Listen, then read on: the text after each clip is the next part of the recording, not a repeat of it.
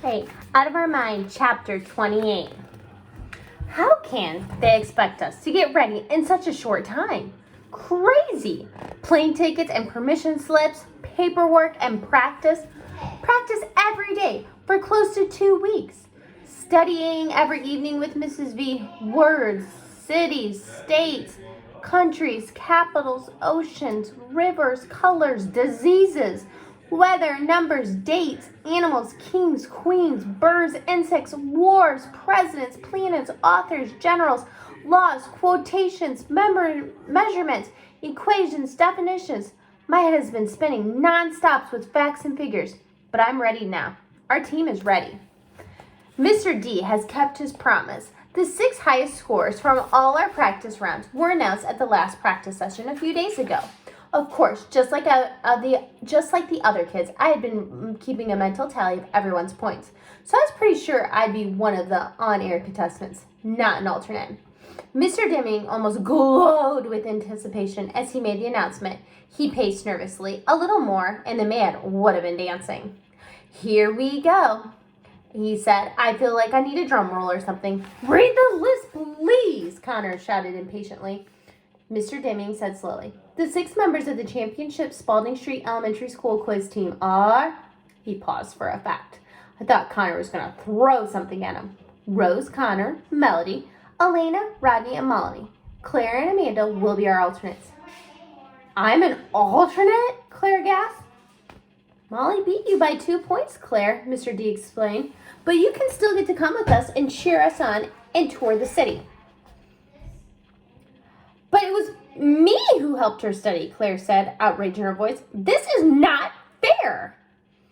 I just shook my head and smiled a little. There is so much Claire doesn't know about stuff not being fair. Molly looked smug and not at all sorry. Her mother came to pick her up, and practice was over.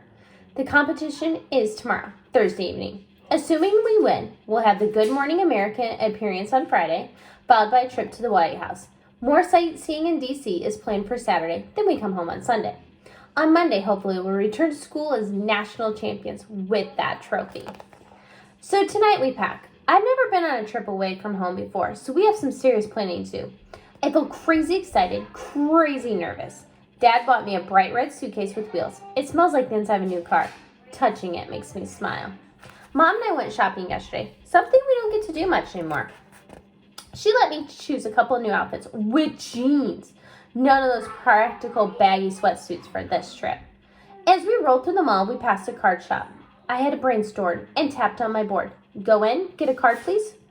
"For whom?" Mom asked as she wheeled in there. "Catherine," I typed, to thank her for helping me get ready. "How very grown-up of you," Mom said clearly. "Please." "One for Mrs. V, too?" I tapped out. "Absolutely." The card we found for Mrs. V could not have been more perfect.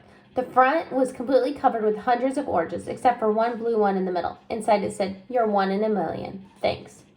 "She'll love it," Mom said. For Catherine, I picked out a card that showed a desk full of computers and MP3 players and video games, and a young woman connected all of them with earphones. It read, "Glad you're always there to plug into me. Thanks for all you do."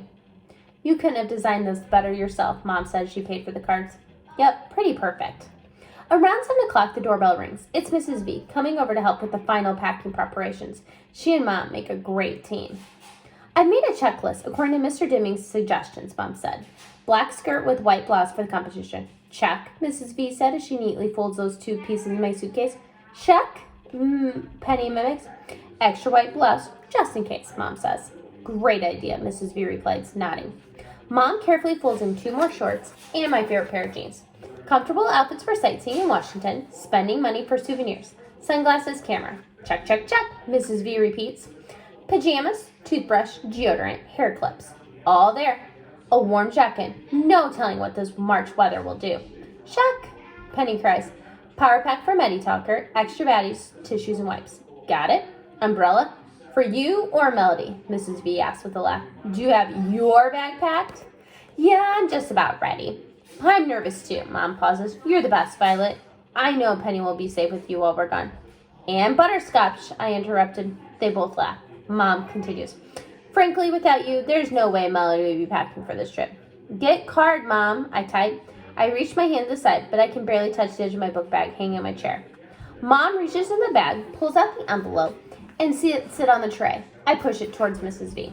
She opens it, reads it, then squeezes me so hard I can hardly catch my breath. This one goes on my refrigerator door, she says quietly. I want to look at it every single day. She busies herself with dusting off a pair of my shoes that have never taken a step. I'm a little scared, I admit. Nonsense, Mellow Yellow, Mrs. V tells me. I fully expect you on Good Morning America with that 10-foot high trophy. That would be awesome, I type. Now tell me once more, Mrs. V says to Mom. What time does the plane leave tomorrow? Penny, take Melody's underwear off your head, you silly girl. Mom checks her papers. Plane leaves at noon. That means we should leave here no later than 9, get to the airport by 10, get all checked in, make sure our wheelchair is properly taken care of and such. Then we can relax until it's time to board the plane. Mrs. V scratches her head. I wonder why they chose a noon flight. Thought you into Washington around 2. Competition starts at 7. That's cutting it a little close.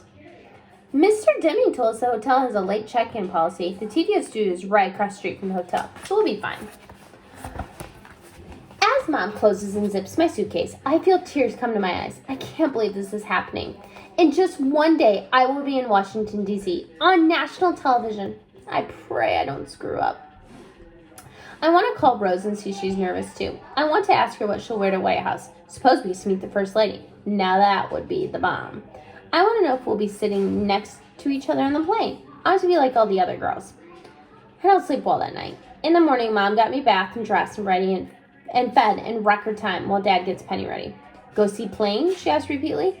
Fly, wee! Dad says as he flies her around the rooms in his arms. She loves it. We head outside and Mrs. V hurries over, camera in hand. She snaps pictures of me getting strapped in, my suitcase being loaded, and my brave and hopeful victory smile. Then she goes and does it all again with Dad's camcorder. No, we'll never be able to forget this morning. Penny darts about, chasing Butterscotch, running in circles around the car, which has been washed and shined. Mom, dressed in a cool denim suit and surprisingly a pair of late-style Nikes, loads our bags into the car. And we're totally ready to go by 8:45. Dad takes Butterscotch back in the house, then locks the front door on his way out. All set, he asks. Let's do it, Mom yells. Even Penny can feel the excitement. She claps her hands. I can't stop grinning. Even though I know we have plenty of time, I keep wanting Dad to drive faster. I'm so afraid that we'll miss the plane, so we forget my ticket, or that I'll throw up and I'll have to go back home. At the airport garage, we have no trouble finding a row of empty handicapped parking spaces. We unload me, my chair, our bags, and Penny and Doodle. Mrs. V snaps more photos. Seems like hours, but in minutes, we're at the check-in gate. Mrs. V pushes me. Mom carries Penny. Dad pulls a cart loaded with the luggage and Doodle. It's 10 o'clock on the dot. Hi, Mom says cheerfully to the uniformed lady at the desk. We're here to check in for the noon flight to Washington, D.C. She hands the lady our tickets. The noon flight? The woman replies with a frown. She types and clicks and purses her lips, then types some more. Finally, she looks up. I'm sorry, ma'am, but that late flight had been canceled. We had loads of cancellations today. A late winter snowstorm in the Northeast had canceled backups all over. Canceled? My stomach starts to gurgle. Snow? Mom's voice sounds like. But the weather here is sunny and clear. They got 5 inches of ground on the ground in Boston already, and more is predicted for this afternoon farther south. The FAA won't let planes take off in weather like that, so our whole system gets gummed up. Planes due to arrive here and then return eastward get canceled, meaning our afternoon flights can't depart. It's complicated. Sorry. The desk agent continues to type rapidly. She tells Mom, I can get you and daughter on the next direct flight out of here, however. Leaves here at 7:23 p.m. and we'll get you into Washington at 9:07. The weather service has predicted the storm system will have fizzled by then, so we can get folks going where they need to be. Actually, tomorrow will be all rain. My heart is thudding now. Would you like me to rebook you now? She smiles cheerfully. She just doesn't get it. But the competition starts at 7, Mom mumbles weakly.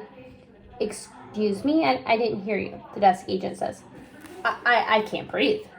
Mom speaks a little louder. What about the rest of our group? We're traveling together. A group of school children. A quiz team, actually. They were also booked on this flight. We got a competition this evening. Oh, I remember those kids. They were here early this morning. Great group. So polite and well-mannered. They told me all about the competition and the huge trophy they might be bringing home. They came early? Mom asked. Seems they all went to breakfast together and then came straight here. It's a good thing they did too, or they wouldn't have gotten out. Where are they? Mom asked. Oh, they got switched to the 9 o'clock flight. The last eastbound plane to get out of here before flights started getting canceled. They had to run down the gate, but they made it just in time. I'm sure of it. She looks down at her. Yes, that flight left about an hour ago. They're gone? Mom asked. I feel like I'm going to choke. Are you and your family going to D.C. to cheer them on? The woman asked. She still isn't getting it. No, my daughter's on that team, Mom explains. We must get to Washington. Isn't there another flight?